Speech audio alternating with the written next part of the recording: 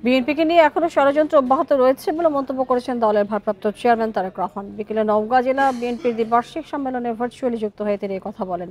এ সময় নেতাকর্মীদের উদ্দেশ্যে তিনি বলেন, দেশের মানুষ বিএনপির উপর আস্থা এবং ভরসা রাখতে চায়। জনগণের সেই আস্থা অর্জন করতে নেতাকর্মীদের ঐক্যবদ্ধ হয়ে কাজ করতে হবে।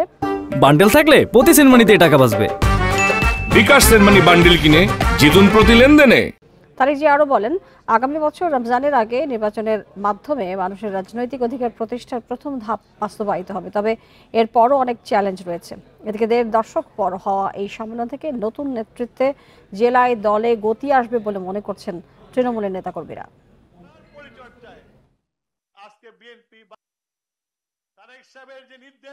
আমরা আশা করছি ইনশাল্লাহ আগামী ফেব্রুয়ারি মাসে অর্থাৎ আগামী রমজানের আগে এই বাংলাদেশের মাটিতে বাংলাদেশের মানুষের বহু প্রত্যাশিত যে একটি নিরপেক্ষ নির্বাচন, বহু প্রত্যাশিত বাংলাদেশের মানুষের যে রাজনৈতিক অধিকার প্রয়োগের যে হাতিয়ার, সেটি তারা প্রয়োগ করবেন তাদের অধিকার।